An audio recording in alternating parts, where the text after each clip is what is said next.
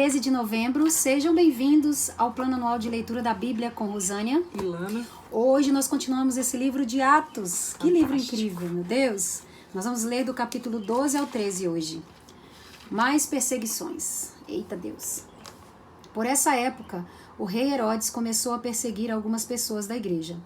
Ele mandou matar à espada Tiago, o irmão de João. Quando viu que isso agradou os judeus, mandou também prender Pedro. Isso aconteceu durante a festa dos pães sem fermento. Depois que prendeu Pedro, Herodes o colocou na cadeia e pôs 4 grupos de soldados, com 4 em cada grupo, para guardá-lo. É que Herodes queria apresentá-lo ao povo depois do dia da Páscoa. E assim Pedro estava preso e era vigiado pelos guardas, mas a igreja continuava a orar com fervor por ele. Pedro é libertado. Na noite antes do dia em que Herodes ia apresentá-lo ao povo, Pedro estava dormindo, preso com 2 correntes, entre 2 soldados, e havia guardas de vigia no portão da cadeia. De repente apareceu um anjo do Senhor, e uma luz brilhou dentro da cela. O anjo tocou no ombro de Pedro, acordou e disse: levante-se depressa. Então as correntes caíram das mãos dele. Aperte o cinto e amarre as sandálias, disse o anjo. E Pedro fez o que o anjo mandou. Põe a capa e venha comigo, ordenou o anjo. Pedro saiu da cidade e foi seguindo o anjo, porém não sabia se... Pedro saiu da cadeia, mano. Da cidade, o botão de véu. Marca aí. Marquei. Pedro saiu da cadeia e foi seguindo o anjo, porém não sabia se de fato o anjo o estava libertando. Ele pensava que aquilo era uma visão. Eles pensaram pelo... Começa de novo. Pedro, tá? É. Marcou? Marquei. Pedro saiu da cadeia e foi seguindo o anjo, porém não sabia se de fato o anjo o estava libertando. Ele pensava que aquilo era uma visão. Eles passaram pelo primeiro e pelo segundo posto da guarda e chegaram ao portão de ferro, que dava para a rua. O portão se abriu sozinho e eles saíram. Andaram por uma rua e de repente o anjo foi embora. Então Pedro compreendeu o que estava acontecendo e disse: agora sei que de fato o Senhor mandou o seu anjo e me livrou do poder de Herodes e de tudo o que os judeus tinham a intenção de me fazer. Eita glória! Quando Pedro entendeu o que havia acontecido, foi para a casa de Maria, a mãe de João Marcos. Muitas pessoas estavam reunidas ali orando. Ele bateu na porta da frente e a empregada, que se chamava Rode, foi ver quem era. Quando reconheceu a voz de Pedro, ficou tão contente que, em vez de abrir a porta, voltou correndo para contar que Pedro estava lá fora. Então eles disseram: você está maluca? Porém ela insistiu que era verdade. Aí eles disseram: é o anjo dele. Enquanto isso, Pedro continuava batendo. Finalmente eles abriram a porta e, quando viram que era Pedro mesmo, ficaram muito assustados. Ele fez um sinal com a mão para que ficassem quietos e contou como o Senhor o tinha tirado da prisão. Contem isso a Tiago e aos outros irmãos, disse ele. Em seguida saiu dali e foi para outro lugar. Quando amanheceu, houve uma grande confusão entre os soldados, pois eles não sabiam o que tinha acontecido com Pedro. Herodes mandou que procurassem, mas não o acharam. Então, depois de fazer perguntas aos guardas, mandou matá-los. Depois disso, Herodes saiu da região da Judéia e ficou algum tempo na cidade de Cesareia. A morte de Herodes. O rei Herodes estava com muita raiva dos moradores da cidade de Tiro e de Sidom. Então eles formaram um grupo e foram falar com Herodes. Primeiro conseguiram o apoio de Blasto, que era um alto funcionário do palácio. Aí pediram ao rei Herodes que fizessem as pazes com eles, pois os alimentos que a região deles recebia vinha do país do rei. Herodes marcou um dia com eles e nesse dia vestiu a sua roupa de rei. Sentou-se no trono e começou a fazer um discurso, e o povo gritava: é um Deus e não um homem que está falando. No mesmo instante, um anjo do Senhor feriu Herodes, pois ele aceitou a honra que só Deus merece. E ele morreu, comido por vermes. Porém, a palavra de Deus era anunciada em toda parte e ia se espalhando. Barnabé e Saulo terminaram o seu trabalho e voltaram de Jerusalém, trazendo João Marcos consigo. A primeira viagem missionária de Paulo. Capítulo 13. Barnabé e Saulo começam o seu trabalho. Na igreja de Antioquia havia os seguintes profetas e mestres: Barnabé, Simeão, chamado o Negro, Lúcio de Cirene, Manaém, que havia sido criado junto com o governador Herodes, e Saulo. Certa vez, quando eles estavam adorando o Senhor e jejuando, o Espírito Santo disse: separem para mim Barnabé e Saulo, a fim de fazerem o trabalho para o qual eu os tenho chamado. Então eles jejuaram e oraram e puseram as mãos sobre Barnabé e Saulo e os enviaram na sua missão. Em Chipre, Barnabé e Saulo, tendo sido enviados pelo Espírito Santo, foram até a cidade de Seleucia e dali embarcaram para a ilha de Chipre. Quando chegaram à cidade de Salamina, começaram a anunciar a palavra de Deus nas sinagogas. E eles tinham João Marcos para ajudá-lo nos trabalhos missionários. Eles atravessaram toda a ilha, chegando até a cidade de Pafos. Ali encontraram um judeu que era mágico e falso profeta, chamado Bar-Jesus. Ele era amigo de Sérgio Paulo, governador da ilha, que era um homem muito inteligente. O governador mandou chamar Barnabé e Saulo, pois queria ouvir a palavra de Deus. Mas o mágico Elimas, este é o nome dele em grego, era contra os apóstolos. Ele não queria que o governador aceitasse a fé cristã.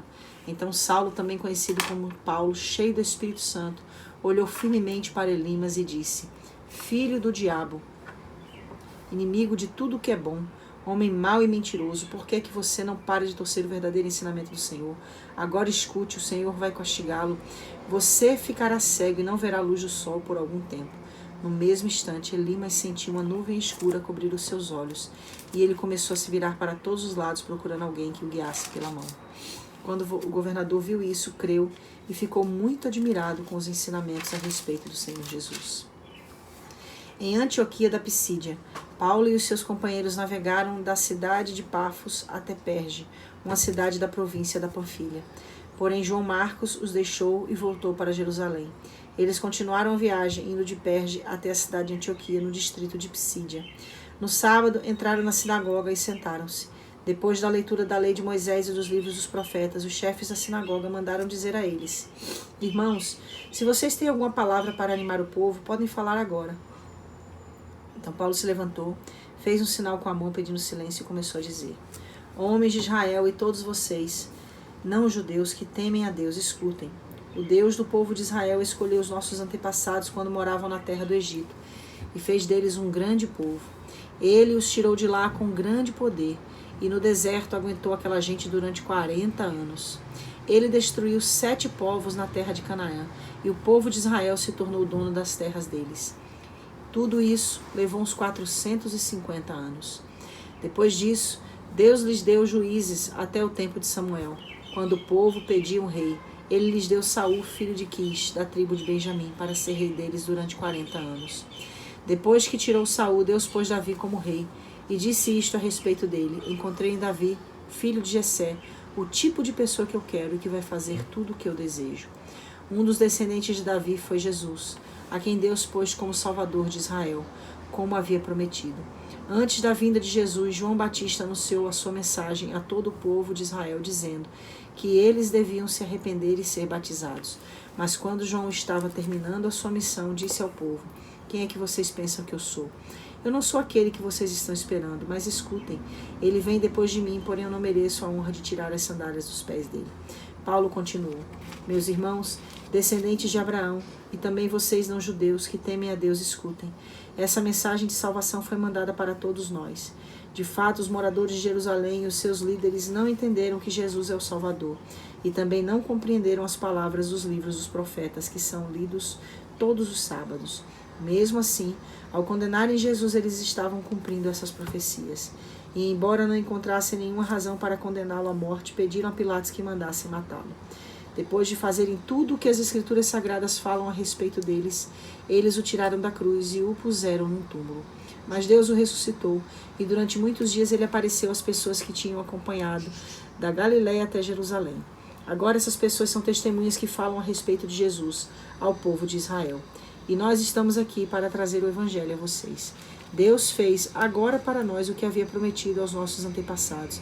Ele ressuscitou Jesus, como está escrito no Salmo número 2. Você é o meu filho, hoje eu me tornei o seu pai.